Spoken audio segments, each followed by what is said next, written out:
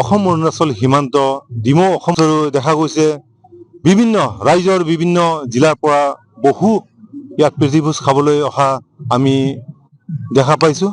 আমি তেখেতসকলৰ পৰা আমি ক'ৰ পৰা কেনেকৈ আহিছে আমি জানিবলৈ চেষ্টা কৰিম। মই এই মুহূৰ্তত উপস্থিত আছোঁ চিলাপথাৰ ডিমৌ অসম অৰুণাচল সীমান্তৰ ডিমৌ নৈৰ পাৰত। মই সামগ্ৰিক দৃশ্য মই দেখুৱাবলৈ মই চেষ্টা কৰিম।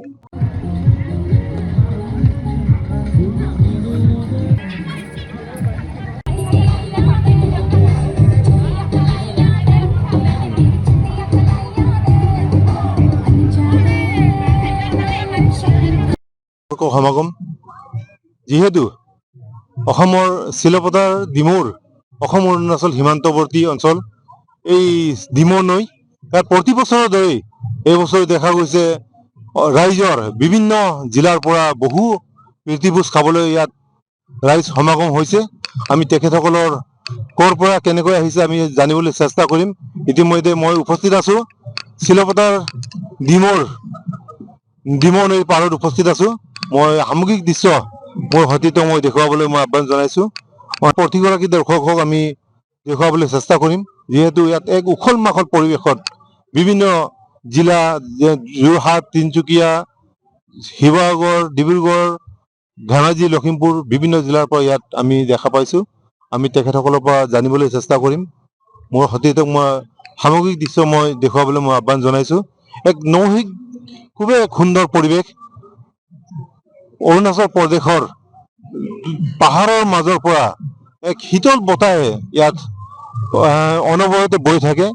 ডিমৌ নৈ বুলি ক'লে হয়তো অসমৰ ৰাইজ নজনা নহয়, অধিকাংশ লোক ইয়াৰ বিষয়ে জানে। ইয়াক ডিমৌ নৈক মানুহে ছেকেণ্ড শ্বিলং বুলিও কয়, যিহেতু ইয়াত অনবৰতে পাহাৰৰ মাজেদি খুলকৈ এক শীতল বতাহ বৈ থাকে। এই বতাহে আকৰ্ষিত কৰে শ শ বনভোজকাৰী দলক। যেনেদৰে প্ৰতি বছৰে এই ইয়াৰ পাহাৰৰ যিটো নৈসৰ্গিক দৃশ্য আৰু এইবোৰ উপভোগ কৰিবলৈ আহে শ শ ইয়াত বনভোজকাৰী দল। আজি আমি পুনৰ সকলো দেখুৱাবলৈ চেষ্টা কৰিম। আজিও আমি দেখা পাইছোঁ প্ৰায় 200ৰো অধিক ইয়াত বনভোজকাৰী দল ইয়াত সমাগম আছে। আমি দেখুৱাবলৈ চেষ্টা কৰিম। প্ৰথমে যাব বিচাৰিছোঁ ইয়াত ডিব্ৰুগড়ৰ পৰা এটা বনভোজকাৰী দল আহিছে। আমি তেখেতসকলৰ মনৰ কথা জানিবলৈ আমি চেষ্টা কৰিম। হয় দাদা, হয় আমি ভাল লাগিছে আজি ডিমৌলৈ আমাৰ ডিব্ৰুগড় পোৱাং ব্লকৰ পৰা আহিছে এডুকেশ্যন টাৱাৰত আহিছে। ভাল লাগিছে ইয়াত আহি কিনে। আমি মই প্ৰথম আগতে এই লোকেশ্যনবিলাক আমি গম পাওঁ, মই ইয়াৰ চিলাপথাৰৰে মানুহ, খালি ইয়ালৈ অহা নাছিলোঁ, কিন্তু আজি আহি ভাল লাগিছে, বহুত ভাল লাগিছে। প্ৰাকৃতিক সৌন্দৰ্য বহুত ভাল, ধুনীয়া। আৰু এইটো এটা ভৱিষ্যতলৈকে আমাৰ অসম চৰকাৰ আৰু আমাৰ মুখ্যমন্ত্ৰী আমাৰ হিমন্ত বিশ্ব শৰ্মা ছাৰক মই এইটো অনুৰোধ জনাইছোঁ যাতে এই জেগাখনক যাতে মানে টুৰিষ্ট এটা প্লেচ হিচাপে মানে তৈয়াৰ কৰিব পাৰে, সেইটো মানে অনুৰোধ জনাইছোঁ।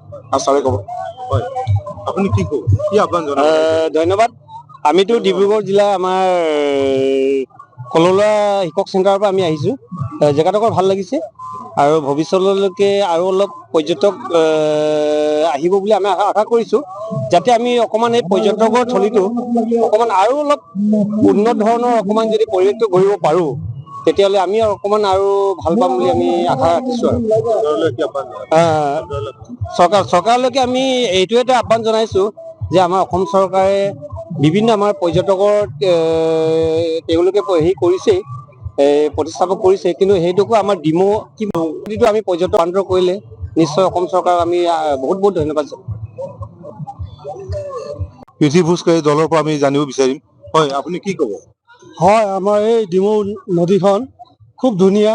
ইয়াত আমাৰ পৰিৱেশো ভাল আছে। এতিয়ালৈকে যি হওক, আমি নদীৰ পৰা আমাৰ স্থানীয় লোকেও আহি আমি ইয়াত প্ৰীতিভোজ কৰোঁ আৰু নানা জেগাৰ পৰা আহি কিনি ইয়াত প্ৰীতিভোজ আমাৰ ডিমৌ নদীত আমি খাই আছোঁ। আৰু লগতে আমাৰ চাফ চিকুণতা ৰখাটো ভাল আমাৰ ডিমৌ নদীৰ, কাৰণ প্ৰতি বছৰে আমাৰ ইয়াত ডিমৌ পিকনিক স্থল বুলি আমি জানো, আৰু ইয়াত কোনো অসুবিধাও নাই, তেনেস্থলত আমাৰ কোনো অশান্তিও নাই।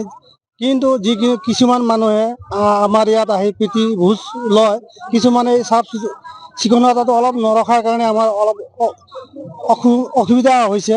এইবিলাক যাতে আহি কিনি চাফ চিকুণ কৰি কিনি খাই গ'লে ভাল লাগিলে বুলি আমি আমাৰ স্থানীয় ফালৰ পৰা আমি এই প্ৰীতি ভোজৰ লগতে আমাৰ দাদাসকলৰ লগত কৈ মোৰ অসমৰ এই গোৰ্খালী মহিলাসকল ইয়াত আছে আমি তেখেতসকলৰ পৰা আমি গীত শুনিবলৈ চেষ্টা কৰিম 24ৰ দৰ্শকসকলে আপোনালোকৰ পৰা আমি গীত শুনিব বিচাৰিছো কি শুনাব আজিৰ এই ফূৰ্তি আনন্দৰ দিনা আমি নেপালী গান এটা শুনাম কি গান গাউनु গাউनु छामा छामा नाचिदेऊ निउरेरा निउरेरा हातमा रुमाल कानमा फुल सिउरेरा खोइ नाचेको खोइ कम्मर भाँचेको भाँचेको लाली जोबन कहिलेलाई साथेको छाम छाम नाचिदेऊ निउरेरा निउरेरा हातमा रुमाल कानमा फुल सिउरेरा खोइ नाचेको खोइ कम्मर भाँचेको भाँचेको लाली जोबन कहिलेलाई साथेको लाली जोबन कहिलेलाई साथेको अन्त किने सुपारी किनिना किनिना दाइलाई चिने भाउजूलाई चिनिना छाम छाम नाचिदेऊ निउरेरा निउरेरा हातमा रुमाल कानमा फुल सिउरेरा हातमा रुमाल कानमा फुल सिउरेरा नमस्कार আমাৰ আগন্তুক নৱবৰ্ষটো সকলোৰে সুন্দৰ হওক আপোনালোকে যি পেছাত আছে সেয়াও উন্নতি ঘটক তাকে কামনা কৰিছো আমি আহিছো মাজুলীৰ